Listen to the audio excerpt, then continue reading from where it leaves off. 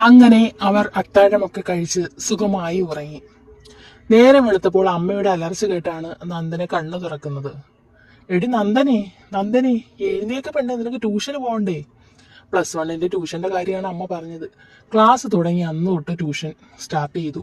10ാം class വരെ അവൾ tuition ഇല്ലാതെയാണ് പഠിച്ചത്. പഠിക്കാൻ മിടുക്കിയായതുകൊണ്ട് ട്യൂഷന്റെ ആവശ്യമില്ലായിരുന്നു.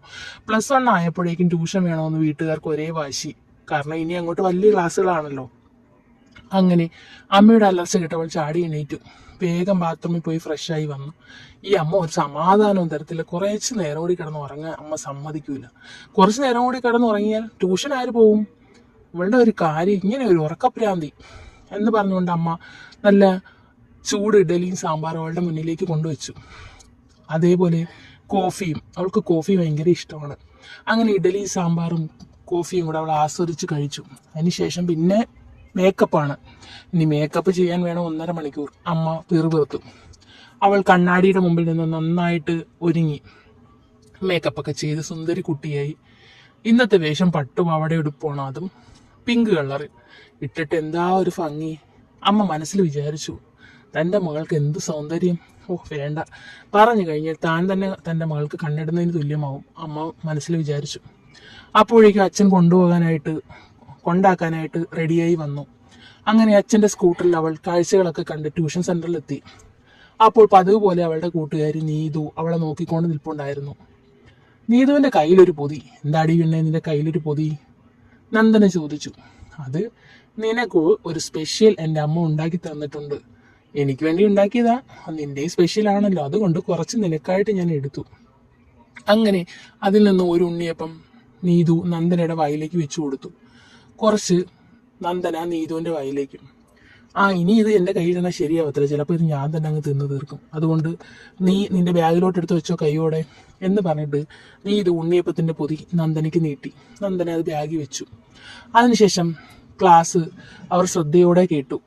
കുറച്ചു നേരമൊക്കെ ഉറക്കം വരുന്നുണ്ടായിരുന്നു, പക്ഷേ എങ്കിലും ശ്രദ്ധിക്കാതെ പറ്റില്ലല്ലോ. അങ്ങനെ നോട്ട്സിലെ ഇമ്പോർട്ടൻ്റ് കാര്യങ്ങളെല്ലാം കുറിച്ച് വെച്ച് കുറച്ച് കഴിഞ്ഞപ്പം ക്ലാസ് അവസാനിച്ചപ്പോൾ രണ്ടുപേരും വെളിയിലിറങ്ങിയപ്പോൾ സിപ്പപ്പോ ജ്യൂസോ കുടിക്കണമെന്ന് നീതുവിനൊരാഗ്രഹം. അങ്ങനെ അവർ അടുത്തുള്ള ബേക്കറിയിൽ കയറി സിപ്പപ്പും ജ്യൂസും ഒക്കെ കുടിച്ചു. കഴിക്കാൻ എന്തെങ്കിലും വേണ്ടേ? നന്ദന ചോദിച്ചു. കഴിക്കാൻ ഇവിടെ കേക്കൊക്കെ ഉള്ളടി, എനിക്ക് കേക്ക് ഇഷ്ടമല്ല. അങ്ങനെ അവർ കഴിക്കാതെ ജ്യൂസ് കുടിച്ചുകൊണ്ട് ഇറങ്ങി കുറച്ചു നേരം സൊറയൊക്കെ പറഞ്ഞിരുന്നു. അപ്പോഴേക്കും നന്ദന അച്ഛനെ വിളിച്ചു. അച്ഛാ, ഈ മോളെ വേണ്ടേ, ട്യൂഷൻ കഴിഞ്ഞിട്ട് എത്ര നേരമായി, വിളിക്കാനൊന്നും വരണ്ടേ? അങ്ങനെ അച്ഛൻ പറഞ്ഞു, പിന്നെ നിന്നെ ഇവിടെ അങ്ങ് ആർക്കും വേണ്ട, ഞങ്ങൾ നിന്നെ കളഞ്ഞു. അങ്ങനെ തമാശ പറഞ്ഞുകൊണ്ട് അച്ഛൻ ദാ വരുന്നെന്ന് പറഞ്ഞ് ഫോൺ വെച്ചു. നീതുവിനെ വിളിക്കാനായി നീതുവിൻ്റെ ചേട്ടൻ വന്നു. നീതുവിൻ്റെ ചേട്ടൻ്റെ പേര് നിതിൻ എന്നാണ്. നിതിൻ ചേട്ടന് നന്ദനയെ കാണുമ്പോഴൊക്കെ എന്തോ നോക്കിക്കൊണ്ട് നിൽപ്പുണ്ട്. മനസ്സിലൊരു അടുപ്പോ ഇഷ്ടമുണ്ടെന്ന് നീതുവിനും തോന്നിയിട്ടുണ്ട്. പക്ഷേ നന്ദനയോട് പറഞ്ഞാൽ നന്ദന എന്ത് കരുതുമെന്ന് ഉള്ള പേടി കൊണ്ട് നീതുവിന് പറയാനൊരു ബുദ്ധിമുട്ട്. നന്ദനയ്ക്കും തോന്നിയിട്ടുണ്ട് ചേട്ടന് തന്നോട് എന്തോ ഒരു അടുപ്പമുണ്ടെന്ന്.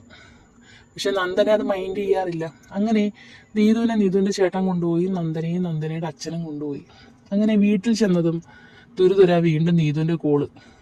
അവൾക്ക് സംസാരിക്കാനല്ല വിളിച്ചത്, ചേട്ടൻ്റെ കയ്യിൽ ഫോൺ കൊടുക്കാൻ വേണ്ടിയിട്ടാണ്. ഫോൺ എടുത്തതും ക്ലാസ്സിലെ കാര്യങ്ങളൊക്കെ ഡിസ്കസ് ചെയ്തതിന് ശേഷം ഇവിടെ ഒരാൾക്കൊരു കാര്യം പറയാനുണ്ട് എന്ന് പറഞ്ഞ് നിതിൻ്റെ കയ്യിലേക്ക് ഫോൺ കൊടുത്തു. അങ്ങനെ നിതിൻ 1-2 വാക്ക് സംസാരിച്ചിട്ട് എന്തോ ഒരു നാണം പോലെ ഫോണങ്ങ് വെച്ചു. അങ്ങനെ കുറച്ചു നേരം നീതും നന്ദനയും കൂടെ സംസാരിച്ച് അങ്ങോട്ടും ഇങ്ങോട്ടും ആൾക്കാരുടെ കാര്യങ്ങളും ഫ്രണ്ട്സിൻ്റെ കാര്യങ്ങളും ഒക്കെ സംസാരിച്ചതിന് ശേഷം നാളെ കാണാമെന്ന് പറഞ്ഞ് ഫോൺ വെച്ചു. ഇനി ഞാൻ കുറച്ചു നേരം ഉറങ്ങട്ടെ, അമ്മയോട് പറഞ്ഞു. അമ്മ ഞാൻ കുറച്ചു നേരം ഉറങ്ങാൻ പോയി, ഇപ്പോഴൊന്നും ചോറ് വേണ്ട. അത് കേട്ടതും അമ്മയ്ക്ക് കലി ഇളകി. മര്യാദയ്ക്കൊന്ന് ചോറ് കഴിക്കടി, ചോറ് കഴിക്കാൻ നീ പോയി കിടക്കത്തില്ല, അതെന്താ നീ ഒന്ന് കിടന്ന് നോക്ക് എന്ന് പറഞ്ഞ് അമ്മ ശകാരിക്കാൻ തുടങ്ങി. അങ്ങനെ നന്ദന എനിക്കിനി വാരി കഴിക്കാൻ വയ്യ, എൻ്റെ കൈ അഴുക്കാവും അവൾ പറഞ്ഞു. അവളെ ഒരു കൈ ഞാൻ വാരി തരാം, നീ വാ എന്ന് പറഞ്ഞ അമ്മ അവൾക്ക് ചോറ് വാരി വെച്ചു കൊടുത്തു. അവൾ സുഖമായിട്ടിരുന്ന് കഴിച്ചു തീർത്തു. അതിനുശേഷം അമ്മ ഇനി അയച്ചിട്ട് നേരം കിടന്നോട്ടെ, പോയി കുറച്ച് നേരം കിടന്നോ എന്ന് പറഞ്ഞ് അവൾ അമ്മയോട് കിടക്കാൻ പോകുന്നു എന്ന് പറഞ്ഞിട്ട് റൂമിലേക്ക് പോയതും അവൾ കിടന്നെങ്കിലും അവൾക്ക് ഉറക്കം വന്നില്ല. ചിന്ത മൊത്തം നീതുവിൻ്റെ ചേട്ടൻ നിതിനെ കുറിച്ചായിരുന്നു. നിതിൻ ചേട്ടൻ എന്നോട് ഇഷ്ടമുണ്ടോ? ഇഷ്ടമുണ്ടെങ്കിൽ അതങ്ങ് തുറന്ന് പറഞ്ഞാൽ എന്താ? ഈ ചേട്ടൻ്റെ ഒരു കാര്യം നീതുവിനോട് ചോദിച്ചാൽ അവൾ ചിലപ്പോൾ കളിയാക്കും. അവൾക്ക് ചോദിക്കാനുള്ള ധൈര്യവും ഇല്ലായിരുന്നു. അങ്ങനെ കുറച്ച് നേരം നിതിൻ ചേട്ടനെ കുറിച്ചൊക്കെ ആലോചിച്ച് നീതുവിനെ കുറിച്ച് ആലോചിച്ച് ഇങ്ങനെ മുകളിലോട്ട് നോക്കി കിടന്നു. അപ്പോഴാണ് ആലോചിച്ചത് ഇൻസ്റ്റഗ്രാമിലൊന്ന് പോയിട്ട് വരാം. അങ്ങനെ ഫോൺ എടുത്ത് തോണ്ടി ഇൻസ്റ്റഗ്രാമിലൊക്കെ ചുമ്മാ ഒന്ന് കറങ്ങി റീൽസൊക്കെ നോക്കി. ഇനി കുറച്ച് നേരം കിടന്ന് നോക്കാം, ഉറക്കം വരുമെങ്കിൽ ഉറങ്ങാം. അങ്ങനെ അവൾ കുറച്ച് നേരം കിടന്നങ്ങ് ഉറങ്ങിപ്പോയി. ഏകദേശം ഒരു വൈകുന്നേരം ആയപ്പോഴേക്കും അമ്മയുടെ വിളി, നന്ദനെ എണീക്ക് ചായ. അപ്പോഴേക്കും നന്ദന ചാടി എണീറ്റു. ഈ അമ്മയുടെ കാര്യം ഒന്ന് കിടക്കുമ്പോഴത്തേക്ക് അമ്മയുടെ വിളി വരുന്നത് വെളുപ്പാൻ രാവിലെ ഇതുപോലെ തന്നെയാണ് എന്ന് പറഞ്ഞുകൊണ്ട് അവൾ ചാടി എണീറ്റു.